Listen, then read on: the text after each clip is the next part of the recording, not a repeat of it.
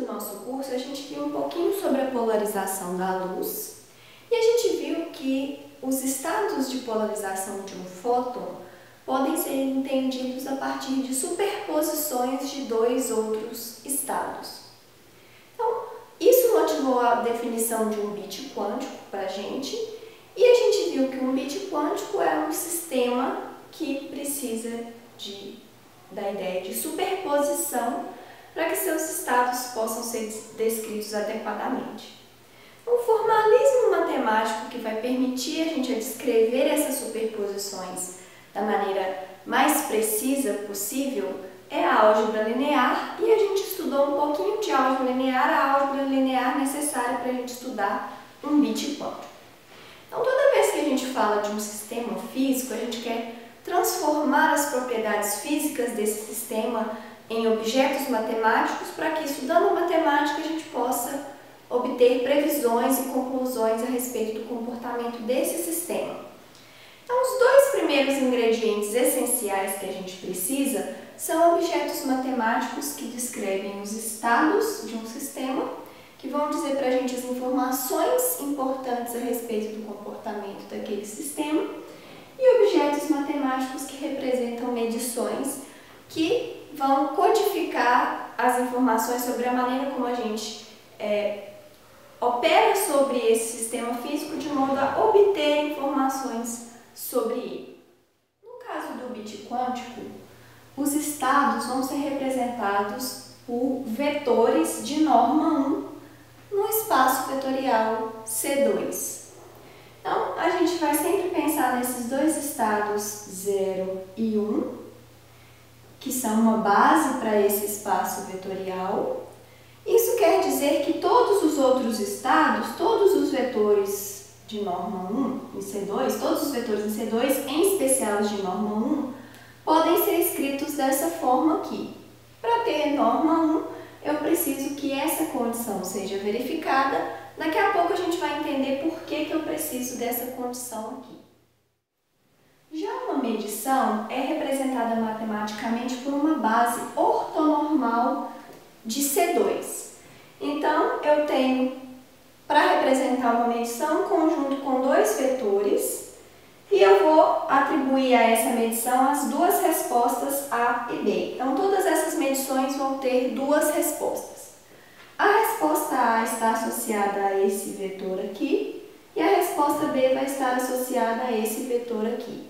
Então, para a base ser ortonormal, eu preciso que o produto interno desses vetores seja 0, e o produto interno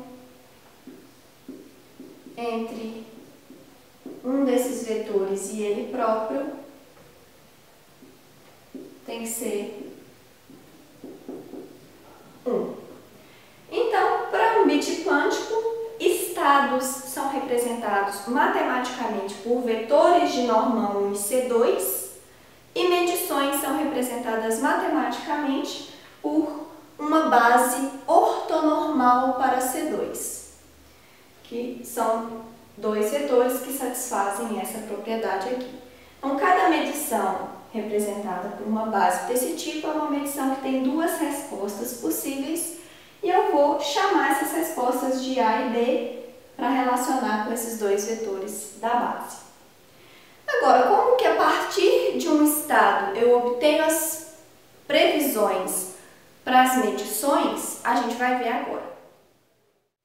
Se eu sei qual é o estado em que o sistema se encontra, em que o bit quântico se encontra, eu vou conseguir fazer previsões a respeito do resultado de uma medição que eu faça sobre esse sistema. A gente já enfatizou aqui várias vezes, eu volto a falar disso. A teoria quântica é uma teoria probabilística, então ela não vai me dizer com certeza qual é o resultado da medição, exceto em pouquíssimos casos especiais. Ela vai me dizer qual é a probabilidade de obter cada resposta. Então, o fato de que uma medição é representada por uma base de C2 implica que qualquer estado, qualquer vetor de C2, pode ser escrito como uma combinação linear de A e B. Então, dado o estado do bit quântico, eu vou decompor esse estado na base AB. E esses coeficientes que aparecem aqui na frente vão me ajudar a calcular as probabilidades das respostas para essa medição aqui. Então, se eu realizar essa medição em um sistema que esteja nesse estado, eu vou obter a resposta A com probabilidade módulo de alfa ao quadrado e eu vou obter a resposta B com probabilidade módulo de beta ao quadrado. Então, para eu descobrir quais são as probabilidades das duas respostas de uma medição, o que eu preciso fazer é decompor o estado do sistema nessa base e olhar para os coeficientes alfa e beta, o módulo ao quadrado desses coeficientes vão me dar a probabilidade de obter cada uma dessas respostas. Vamos ver alguns exemplos. Aqui eu tenho esse vetor em C2, que é formado a partir dos vetores 0 e 1 através dessa combinação linear, que vai me resultar esse vetor aqui, que pertence a C2.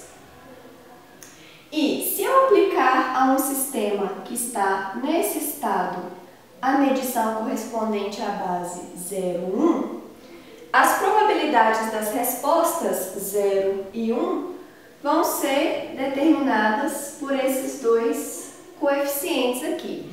Então, o coeficiente correspondente ao 0, ao elevar o módulo dele ao quadrado, eu obtenho a probabilidade da resposta 0.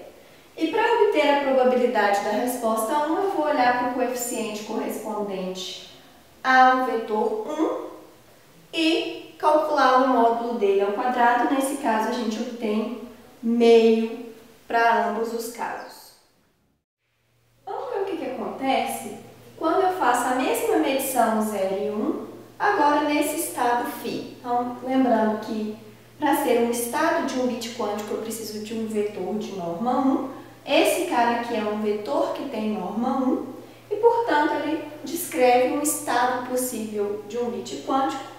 E agora eu posso verificar qual é a probabilidade de cada uma das respostas quando eu faço essa medição sobre esse estado aqui. Então, de novo, quem vai me dar a informação que eu quero são esses coeficientes aqui.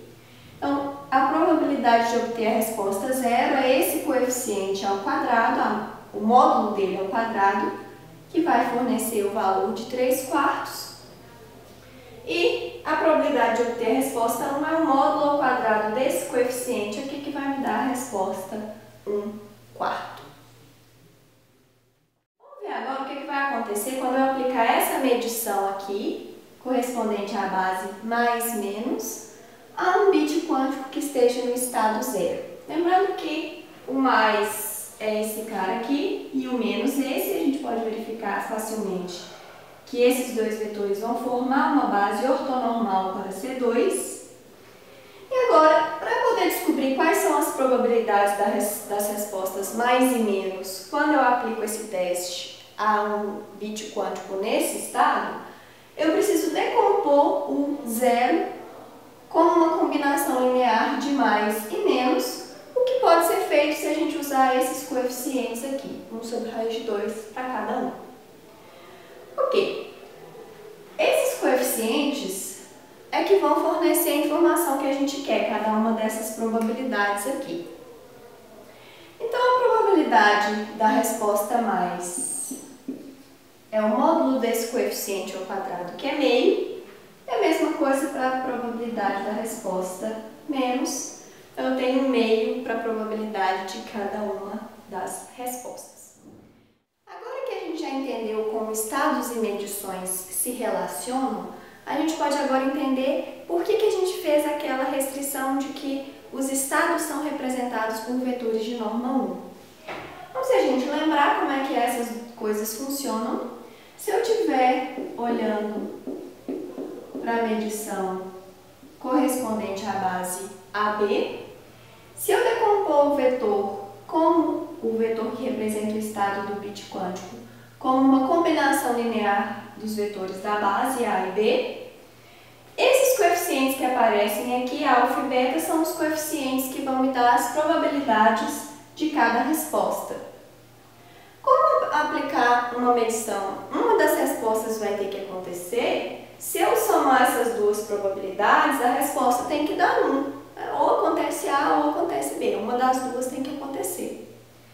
Então, isso implica que essa condição aqui sobre os módulos de alfa e beta tem que ser verdadeira.